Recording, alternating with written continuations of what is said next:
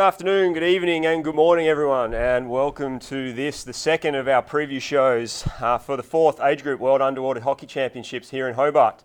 As you've just seen, the Glory Days, episode 2 is about to get underway. Thanks to Alex Barnes-Keegan there for coming up with our name, and Jack Robertisso from Robertisso Media for his fantastic 80s style splash screen intro. If you've got some footage you'd like to add to that, or you really don't think the name is suited, feel free to let us know, and we're more than happy to take advice and make additions. So my name's Nick Martin, and joining me on the couch today I have David Lambert, 4-time World Championship coach. Dave, thanks for joining us again. It's a pleasure, Nick, and it's good to be back again after the first episode, which I felt was really successful. Well done, and we're in sync today. Yes, well done. yes. Look, obviously the design crew here. Sadly, the makeup didn't really do it, but.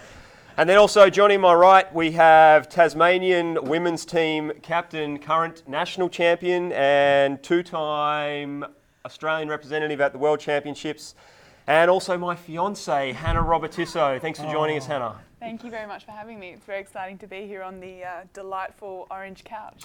Yeah, look, it's good to get rid of Harry. You're a lot better looking than Harry, so it's lovely to bring some ladies' flair to the couch, and obviously it's 50% of the tournament we've got coming here, so we really need to get it represented. Absolutely. Cool, all right. Well, the first thing I wanted to mention on today was we did have some slight changes to the draw from last week. They will be and have been reflected onto the website and onto the Facebook page. There were just a couple of issues, Dave, where the under-19 women's teams are playing 3 games on a few days in there, and the South African team got lumped with a couple of extra days of 3 games, and Tristan's kind of fixed that one up, I think. Yeah, no, that's good on the organisation and the people for recognizing it. And that's what happens in a comp. You don't look at it until you get the detail down. And when you do your maths and sums of who's playing when, then it's good you've been able to change and accommodate that change. Well done. Yeah, and I think, Ken, it's going to be some huge days for the girls playing 3 games a day at a World Championships. Yeah, absolutely. But I know that they'll all be ready for that challenge. Yeah, that's good.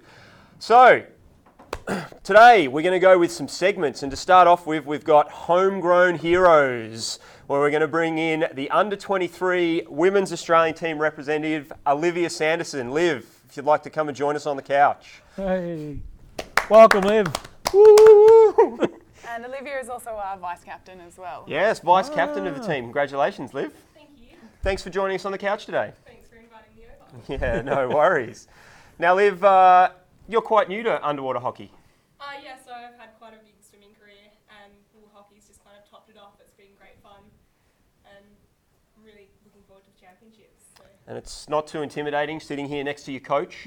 I've played with Hannah for a few years, so Yep. it's been pretty great. But I think it's interesting that your career has been in the pool and the swimming, but you've also been a very successful ocean swimmer. Yeah, so that's been quite a few years of doing that. Good few 10Ks in there, so it's transferred over to hockey pretty well. And prior to training for this tournament, you were trying for Olympic trials and doing some Olympic training swimming. Yeah, there was one year I was trying to get onto the Olympic trials, kind of national championships, but missed that slightly. But hockey's picked that up. So. And that would have been a huge workload. How do you find the transition to training for the underwater hockey? Oh, it's definitely transferred over to hockey. Like, I just find like the training load and how many times a week I train, it fits in so much better, and it's still that high intensity that you want even with swimming. Now, I know Hannah has huge expectations on output from athletes for training. It must be a pleasure to have a player like Liv on your team, Han. Oh, absolutely. I mean, Olivia's got the groundwork already ingrained, so to have someone with her work ethic is pretty incredible for a coach. She's a delight to work with. I'm really excited to see her performance at the tournament. So how many sessions have you been doing a week, Liv? Oh, I've probably been doing about 5 swims, 3 gyms, yeah, a few other core sessions in there in between studying for university. Yep. What are you studying at university, Liv? Physiotherapy. And you're not doing that in Hobart. No, I'm up in Albury, so up in regional New South Wales. How's that define a game of hockey? How's that to find a game of hockey in Albury? Well, You're currently making your own team, aren't you, Liv? I'm trying to put together a team, yeah. Yeah. I mean, it's definitely one of the struggles for a lot of Australian athletes, and maybe some of the other countries around the world not so much, but certainly in Australia it's a real struggle to get everyone together, and it must be great at least to come home for a couple of weeks and play. Oh, definitely. actually, that's probably my highlight is I get to do all these skills by myself over there. Drag a few of my housemates into it, but then just coming home and being able to play is so much more rewarding. Yeah. And what do you think is going to be the best thing about playing a tournament at home? Oh, I guess, you know the pool surface, you know what's happening, like, you know exactly in the pool where you are because you're used to playing there all the time. And have you got any tips for everyone coming down on ways to enjoy Hobart, best things to do while they're in Tasmania? Probably rug up because even though I'm from here, I'm actually finding it pretty cold.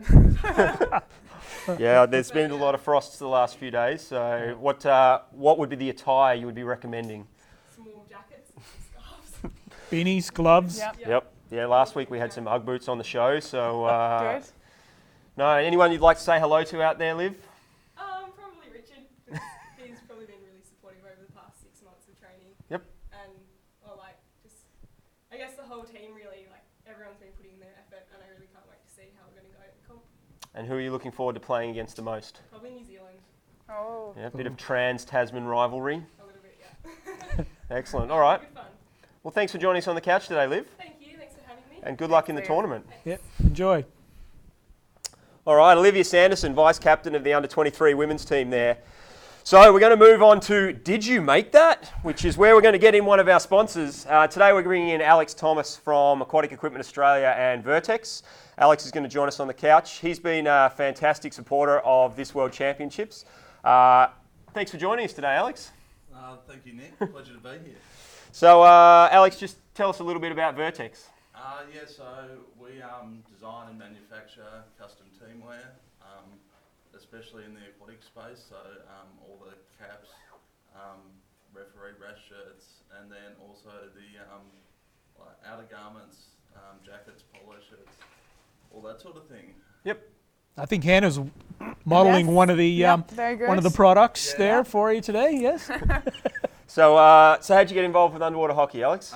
We started off a few years ago, and yeah, it's just grown and grown year on year, which is really good. And yeah, started doing the caps, and then from there we've moved into the polo shirts and all that sort of things. Yep. And much like myself in this instance, you've been dragged into underwater hockey by the lovely Sandra Milner, who is a bit of a magnet, and most people out there will have had something to do if they've been to a junior tournament anywhere in the world with Sandra Milner. We love Sandra. What's your connection to Sandra? I actually met Sandra through school, so yeah, and yeah, from there we've just had lots of 9 o'clock phone calls ever since. So it's lots of fun, and yeah, awesome to be on board. So it's been fantastic support that Alex has provided to us. He's put forward the referees' caps, the referees' rash vests, the referees' shirts, the volunteers' shirts, as well as you've coordinated and put together all our tournament merchandise for us, Alex. Yeah, we do. We've got a little sneak peek of it here. So yeah, jump on to the website, tinyurl.com/Hobart 2017. And you can pre-order yourself some very sexy event merchandise. And as Liv was just saying, you will be needing something to keep your head warm this winter, and I think there's some lovely beanies on there from what I've seen, Alex. There are some beanies. They're selling quickly, and there's very limited stock of them. So if you want them, you will need to pre-order. But yeah, we've got some hoodies there too. So if you buy 4 of them, you might be warm enough down here. And your background's with water polo, Alex. Prior to this, Yeah. how are you finding the difference seeing the way underwater hockey operates to water polo? Yeah, it's really cool. Totally different, I suppose. But yeah, really professional outfit that's nice to get on board with, and hopefully something that we can grow together in the coming years. Yeah. Have you had an opportunity to don yourself a mask and get in there with a stick and a bat? I haven't been game enough to don the mask yet, but maybe that will come. And I also understand you're going to have a stand at the aquatic centre as well, selling your merchandise. Yeah. So we'll have some event merch there. So if you haven't pre-ordered a hoodie or something, I'll put money on it that you'll be buying one by day 2. Because the hoodies come obviously with a hood, so that'll hook in with the hat quite well as well, won't it? Yeah, so it should be cool. I think there's a couple of other... Or warm. Yeah. Yeah, should be a couple of other sponsors coming down. So yeah, I think we're going to have a nice little village of gear that you can get, and it's really good for online retailers like ourselves to meet people, and they can actually touch and feel our products for once, which is good. Yeah, excellent. All right, well, thanks for coming on the show today, Alex, and we'll see you on the pool deck in 2 weeks' time. Perfect, sounds good. Thanks, guys. No worries. Thanks, mate. All right, Alex Thompson from Vertex and Aquatic Equipment Australia there, one of our major sponsors of the tournament. Thanks again for Alex's support. It's with sponsors like Alex, the Tasmanian State Government, the Hobart City Council and the Doon Kennedy Hobart Aquatic Centre that we've been able to make this tournament so affordable and also bring a lot of services outside of just the pool, such as these kind of shows where it's a lot of volunteer time, and thanks to all the volunteers out there also. So now I've got the ref's time out. So joining us on the couch, Chief Administrative Referee and Chief Referee of Australia, Angus Sinclair. Thanks for joining us, Angus. Thank you. I'm glad to be here. Yeah. Yeah, I'm just going to say, well, that's typical refs, into the snorkel. All right, let's just calm it down. Look, I know we've got a coach here and a referee there that's like, I don't want to have to throw anyone off the couch. So That's 2 minutes. tell us a bit about the ref in this tournament, Angus. How many have we got coming? I've got 32 coming. That includes myself, so there's 31 in-water referees, and from all the countries. So it's going to be a really good mix. Looking forward to seeing them all back in Hobart, so it's going to be great. Cool. And how does that compare to previous Worlds that you've been at? It's a lot less than previous Worlds. Some of the feedback we've had from many competitions is that there's too many referees, so we've taken that on board and cut the number of referees down. So it should be good. It'll keep us all busy, and we'll get a bit more work in the water. So it's all good. Was that from both players, the coaches, and the referees themselves that we sort of looked at the reducing numbers, or was it just a matter of organising and that? A bit of all of the above. So basically, there's nothing quite like seeing referees sitting around doing nothing. So we made sure that we've got enough to do the job without having too much work to do. So the last few nationals, I've looked at reducing the numbers there just to see how it operates, and it's worked really well. And people are coping with the load, which is fantastic. You're averaging 6-7 games a day, which is good. So for those people out there that just see the referees in the water and do all the complaining about them and don't necessarily understand what goes on outside of the pool and how the system works, could you just give us a brief rundown of how those referees are divided up and what an average day at a tournament for a referee is? So your average day for ref so there's 4 teams of referees. So that in each pool you have 2 teams each, and this year we're going to try and build on what was developed in South Africa last year, where we have 1 team in the morning and 1 team in the afternoon, so that the referees do a solid half-day workout each, and that way they have the rest of the day to work on what happened during the day and then develop what to do the next day. So one of the key parts about that is the referees always get together after the day, sit down and say, right, how did it work, what went well, what didn't work, what do we need to work on, what do we need to develop, and also taking feedback from players, coaches and players, what do we need to do to respond to that feedback. So it's not static by any stretch. We're always on the go. Yeah, and I've as a coach walking by the room, the referees just don't get up and leave the pool deck. You're constantly in the back room looking at tapes, looking at videos, talking about, and I think one of the struggles that most referees have, people see different things from different countries. What do you guys do about that? So one of the key parts of any competition is you sit down with the referees at the start, give them a fair idea of what you need to do. I mean, it's a pretty straightforward thing. You can't just make it up. The rules are there. You've got to referee according to the rules. However, it's how you interpret those rules that makes a difference.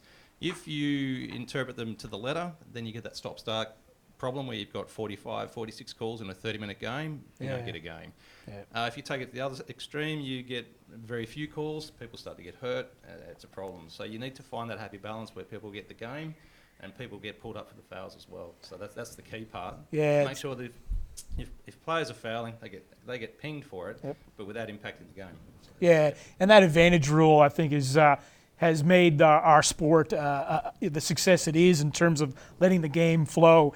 And something I've always valued from the referees is that, sure, they might have played an advantage in that, but they also indicated to the player afterwards at a particular time, look, you were making this mistake. I played advantage for the other people, but you were making this call. Try not to do it again. That's very valuable for a player to hear. and coaches too. Absolutely, because Yeah. if you don't do that, then players think, oh, I got away with it. Yeah, exactly. It's cool, and the people who were fouled against think, oh, they're not pulling it up, they're not seeing it. So, if you're in the water and you think the referee's seen it or not, I mean, if they're on the surface, they'll be playing advantage. You'll notice there'll be one arm missing. They'll be sitting in the water with one hand out of the water doing this, or they'll be down the bottom next to you playing the advantage. There's nothing quite like seeing two referees start playing advantage at the same time. That means that the visibility's right, people are seeing what they need to see, and the calls are spot on. So you get that consistency throughout the referee pool. Yeah. So that consistency is important. So one of my jobs would be to walk around during the comp and watch what's going on with the games, and just to see how the calls are going across the board, to make sure that every player in every game is getting the same consistency of refereeing, so that we don't have those differences throughout the competition. I think this is the first time we've had a designated kind of refs administrator at a tournament, and I think that's a really positive thing to make the life easier for the senior referees, especially as you talked about before. We have these groups of 8, and there's 2 or 3 senior refs who are coaching within that, and for them not to have to worry about doing the scheduling as well, I think is a good step forward. Yeah, absolutely. So what we could do is, in the past, you've had the tournament referees also been an assessor and coach, and also had to referee at the same time, which normally end up with one referee dead at the end of the competition. So with this setup, we've got 2 assessors per team of 8. They will be concentrating on just that. And a little bit of scheduling. So my job will be to oversee the scheduling and do some of that as well, but to make sure that those assessors get what they need day in, day out. So, and that'll also mean that the assessment for referees will be much, much better. Angus, will the referees have the numbers on again? Because in the past we used the numbering system to provide feedback. Is that going to happen again at this tournament? Yes, unfortunately we're tagged. It's all good. Yeah. Well, no, I think it's important, and I don't think there's enough emphasis put on that. Where constructive feedback is put on. And I know we've had lots of conversations at tournaments, and it's always been amicable, but it's back and forth, my perspective, your perspective, and I think that's valuable.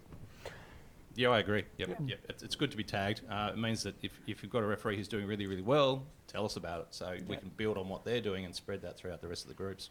I've got 2 more for you, Angus. So we've made a big push this time for country of residence for referees, and also a bit of a push to see more representation of women in the referees pool. How do you think we've gone as an organisation on those fronts? With the country representation, it's been a little bit difficult for some countries. There's some toing and froing with this sport. It's always difficult to work out, how to get people here. In terms of women, Australia's doing really well. We've got quite a few. So there's 6 women reffing this year, 2 are new, which is fantastic. Overall, we've only got 6 new referees this year. The rest have reffed at Worlds before, which is great for players. I'd like to see more women refereeing, because the way that women referee is so much better across the board than what the blokes do. So it's a different approach, which I like to see more of. And then lastly, it's not every day that I give you a soapbox to stand on and talk to all the players and the coaches and all the parents. If you'd like to give a message to the players about what kind of behaviour you'd like to see. I know you're a big fan of Rule of the Week and all these other things. This is your chance, mate. You've got 30 seconds. I'm going to time them from now to get a message out to the world. Learn the rules, please. Read the book before you come. And the other one too is a 2-on-1. If I get anyone who doesn't know how to do a 2-on-1, I'm just going to leave. But yeah, basically play by the rules. Accept what happens, and I've always got a good saying, regardless of what you think of the call, look, live with it and move on. It doesn't matter. At the end of the day, it'll come out in the wash. So yeah, good luck to everybody as well. And as I said before, if you don't notice us, then we're doing our job right. Thank you. Thanks, Angus. Thanks for coming on. And just before I forget, there was also mention of a referees course potentially happening in the lead up to the tournament. Is that something that is going to go ahead? Yeah, it is. I'm just organising with Simon to run that. Yep. So we're just working out what level to do that at, whether we do a level 2, a level 1, or we either will do. So if anyone's interested, just contact Nick via email or myself. Yes. Yes. No one contacts me. Nobody. No, but just contact us and we'll get onto it and organise that course. So that's all good. Yep. Cool. Thanks for your time, Angus, and we look forward to seeing you at the pool. Yeah, good on you, Angus. Thank you. Cheers, mate. All right, Angus Sinclair there, Chief Referee and Tournament Referee Administrator for the Worlds. So coming up next, we've got the Customs Lounge, where we've got not our first arrivals actually. We've had a young Canadian lad from the under-23s here for the last 3 months. I think Hugo's been sleeping on the couch at Liv's boyfriend's house, and that's been an interesting situation. But we now have arriving today 3 of the Colombian players and a Colombian player who's playing for Australia. So if you'd like to join us on the couch, we've got Andreas from the Australian Under-23 men's team, Brandon, the Under-23 men's manager, and Miguel and Brian from the Under-19 boys team. I'm gonna have a real solid go at this. Bienvenido a Hobart, me parceros. ¿Cómo te gustó Australia? No, it wasn't good enough. Hello, everyone. Thank you for having us here. We're just really excited of being here. Australia is a really amazing country. We got here in July 22nd, and June 22nd, and it's been really amazing, the country itself. So many weather, so many things to do. Everything is great here. Just the call here in Hobart that it's, but everything is great. And I see you got your beanies on already. Yeah, we're all prepared for it. Excellent. So where did you fly into? What? To Sydney? You flew to Sydney? We flew from Medellin to Chile, Chile to Sydney, and Sydney to Brisbane. Then we got here this morning, actually. 2 days of flying. Yeah. How's the jet lag today? No, everything was great with the jet lag. That's good. Cool. So, and it's good to catch up with Andreas. Has living in Australia changed him? Yeah, we haven't seen him in a while, for around 1.5 years. So pretty excited of being with him here too, because it's our friend and we haven't seen him in a while. So this is the perfect time to hang out, to have fun. And you're looking forward to playing against each other? I'm not playing, but yes, we're excited. Everyone's excited. So you guys would have been teammates back in Medellin at Club Cardumen. Is that Yes, correct? Yeah. we all have been training in Cardumen for around 6 years now. Wow. Yeah, both Hannah and I have been lucky enough to come over and visit Medellin a couple of times now. What do you think it is about Medellin and Cardumen especially that makes it such a strong family and such a strong hockey community? Well, I think each club has like a little family inside, but the hockey itself in Colombia, it's a big family. So every time everyone is going to have a tournament, everyone has, lots of fun, excited of playing against each other, and yeah. Yep. And who are the boys most looking forward to playing against in the under-19 division? I don't know. I think everyone is looking forward to play against everyone. Yeah, this is like the main thing, the words. Just play against each country to see how they play, which skills they have. So it's really amazing. And it's a bit different coming here and playing in the 2 meters. You guys play pretty much everything in 3 meters back home. Do you find that a big struggle? It's a little bit easier for us to play in 2 meters depth, but we always play in a pool 3 meters depth. It takes you a little bit more time to go and have a breath. Yep. But it's really great. It's really great to when you go down and you have the puck. It's really easier, and it's easier even when you have the puck to move forward or to the sides, because your air it's enough to do it. Yeah, and Dave and I were just talking about the way Colombian hockey's risen over the last 10 years, and one of the players actually sent me a photo of the team that came to Hobart in 2000, which was one of the first Colombian teams to travel away, and Para, who's coming here refereeing, he's played in that team, and Sergio from Shark Underwater Hockey Equipment, he played in that team, and he's now coming here. So you guys are the next generation. It must be exciting to still have some of those older guys around to provide some guidance.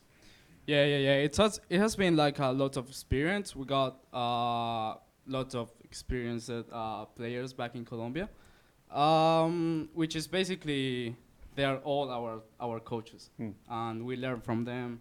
And I think these Colombians here, that we have to thank them to be here. Yeah.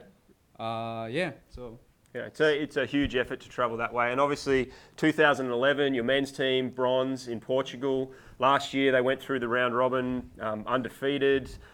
The under-19 boys, bronze medal in Castellón. The under-23 girls, gold medal in Castellón. Colombian hockey's really on the rise. There must be big expectations this tournament.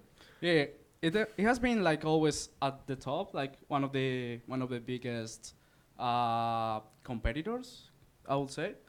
But yeah, like it's been like great years for Colombia, having lots of medals, things like that. Can I ask how hard is it to be selected in the Colombian team? I mean, is it very competitive? Do you have lots of people lining up and saying putting their hands up to be in the team? Es difícil como quedar en el equipo, o sea, como quedar seleccionado en el equipo en Colombia.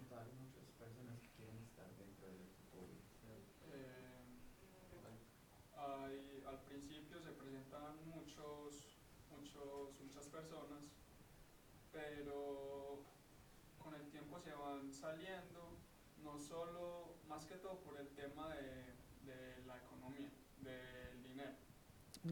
So basically, at the beginning, like lots of people start to training together to try to make into the team, but as the time goes through, like things changes. People realize that it's not like possible to afford all the world competition, because yeah, for us it's a bit expensive to get to get into to any competition outside. What are the main competitions? I mean, I know you have lots of good competitions in Colombia, and you play within that. Where do you go? Do you go to the Pacific Coast Championships? Do you go to the Canadian, U.S. Nationals, all those sorts of tournaments as well?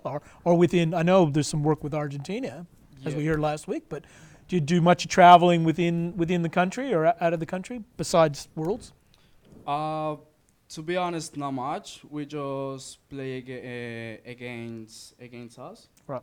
Or invited guests. Yeah, Yeah. exactly. Yeah. That's a good example on the 3-on-3 last year. Yep. Some of the Kiwis go over to have some fun.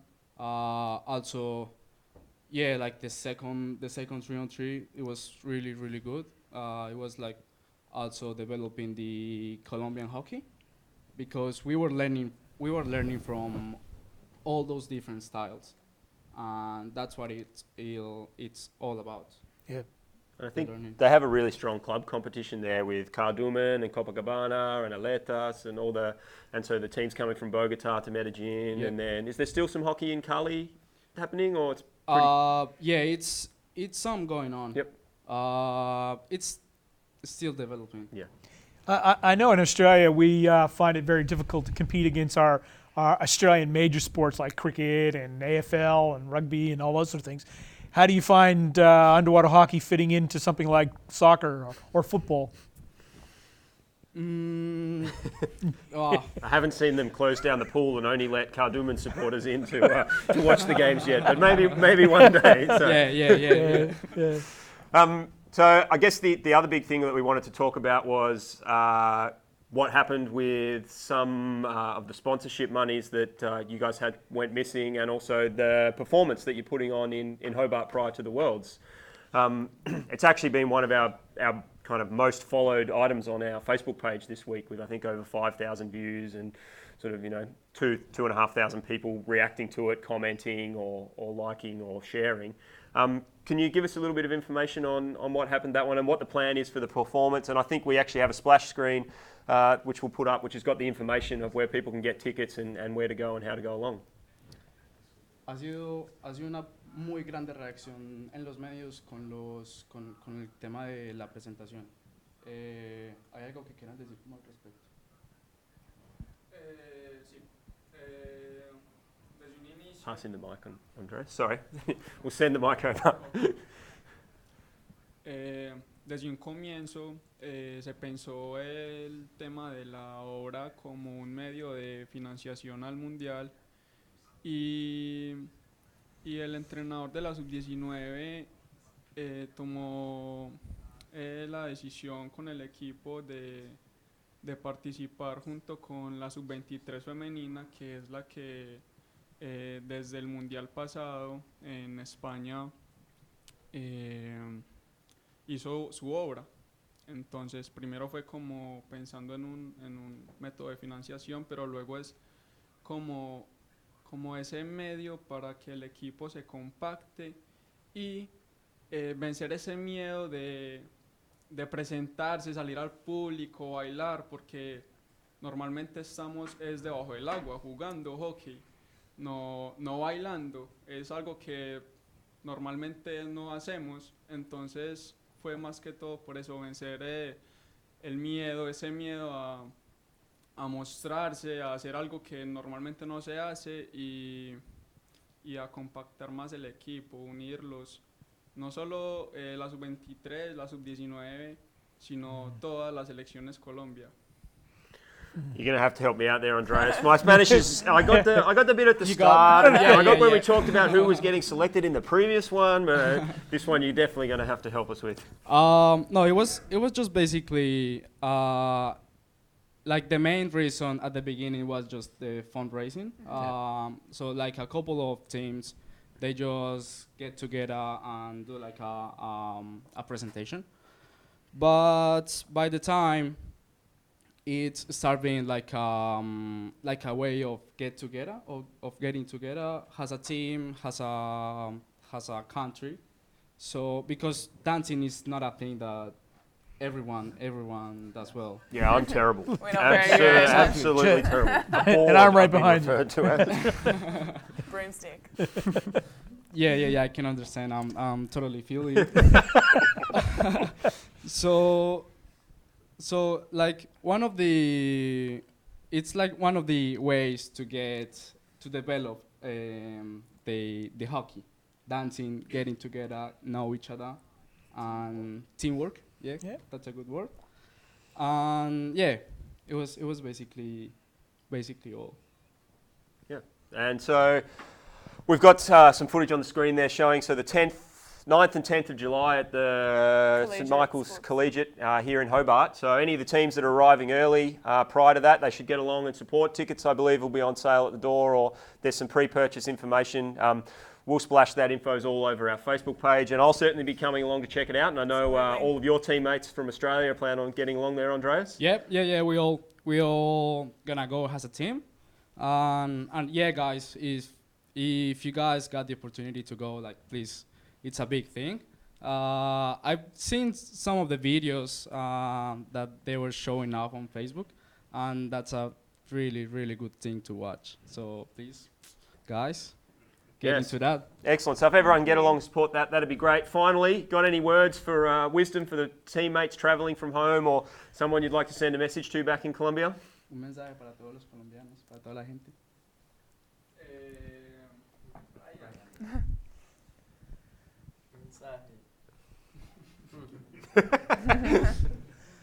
Que es duro pensar algo que decirle a todos los colombianos. Que aunque no nos apoyan mucho en este deporte, nosotros lo amamos y deberían valorar eso para que nos den más apoyo para poder representar todo nuestro país con mucho más facilidad. I reckon the people back home speak Spanish pretty good. Yeah, I hope so. Cool. Thank you very much for joining us in here today, guys. It's an absolute pleasure to have you here playing. I've been lucky enough to come and play against you guys at home, and it's great to have you along. And I hope you all come along to our club nights over the next week and a half, and we'll get you down the pool definitely. and play some hockey. You're great. Thanks Excellent. for having us, Nick. Thanks for coming. Stay warm. we're gonna try that. Cool. Thanks, guys. Okay. Wow, So, that's good. yeah, Andreas, Yeah. Brandon, Miguel, and Brian there from the Colombian team, Dave. Yeah, that's fantastic. It's always good to. I think it's the first time I've seen a nervous Colombian. They were very nervous there, talking live on camera to their family and friends back home. And I'm sure they're all wishing them the best of luck in staying warm and getting in the bottom pool and doing their darndest to bring some hardware home for them. Yeah, I mean, it's really great to have them here, and I think, Han, you've been lucky enough to travel there as well and also see them at the international tournaments. They're one of the most positive vibed countries around the pool deck and one of the most active. Yeah, I mean, we had a pretty amazing trip there a couple of years ago, and just seeing the community like the boys were talking about. It's a really strong family culture, and I think that's what sustains it as well. And there's so much enthusiasm and so much joy in the sport, and I think everyone finds it quite infectious almost. So to have that positivity, I think everyone's going to come away from this tournament feeling pretty pleased to have spent some time with those Colombians. Yep, it's a great chance to make new friends from all over the world. So we're 40 minutes into our second show, which is a long time in. It is. I'm just tossing up whether we go to talking about the streaming or whether we lay that over for next week, Dave. Hey, look, I think everybody's really keen on the streaming, but hey, maybe a quick word on the streaming, and then we'll get into the detail next week. Yep, I think that's probably a good idea. So we'll get Sean Quinn, who's organising the streaming for us, just to quickly come and show us a few bits of the hardware that are going to be thrown around. So thanks for joining us today, Sean. Thank you, Nick. Cool. What have you got there, Sean? Okay, I have here what we used from Trans-Tasman's last year. Yep. Which was a GoPro and a iron housing. And everyone's pretty familiar with GoPros, I reckon. They get thrown around the pool a lot, and they've used them at a few previous tournaments where they've used them as corner cams and those kind of things. So. Correct, and they get very hot and Yep. go overheat and occasionally shut down. Then we are using for this comp these little CCTV cameras and streaming that in high definition, whereas the GoPros was standard definition last time. And fixing it into this housing from SpotX Underwater Vision. Looks a lot more solid than a lot of housings I've seen in the pool. Very. But the little spy camera spy camera. Sorry, we're not spying on people. The CTV camera goes inside the housing. That's correct. Okay, yeah. Yep. Bit in there. Yep. Okay. Cool. So fairly wide angle, so we got 4 of these in the main court. And I think we've got an example, do we, Sean, that we can throw up? Yeah, so this is looking at the GoPro footage, I believe, from the last tournament. So we can see that's pretty good as far as world's quality footage has gone from the past. And then I think we're going to compare that to some. You can just see how much clearer the new cameras are. Oh, absolutely. That's fantastic. I tell you what, from sitting on the couch here, and there's 3 coaches sitting here. I tell you what, that's fantastic. Yeah, well done. And what have you done to combat being able to see to the other side of the pool at this tournament, Sean? 2 things. One is water quality, which I have no control over. So Yep. fingers crossed. Yeah, I've luckily taken control of that, I'd like to say. But no, look, we've got a really good schedule going with the pool on how we're going to manage that, and that's already been put into place with actually a program that started 2 weeks ago in terms of upgrading, refreshing all the filters, cleaning all the pool vacs, maintaining everything. So that should all be really good. So you can tick that one off your list of worries. There's plenty more to worry about. So the other thing, I know you've gone with some cameras with wide lenses, some cameras with narrow lenses. That's correct, and hopefully that will decrease the field of view and increase the ability to see across the pool. And I think in the main court we're having 5 cameras underneath the water, is that correct? 4 cameras, which will then go to 7 cameras in the finals series.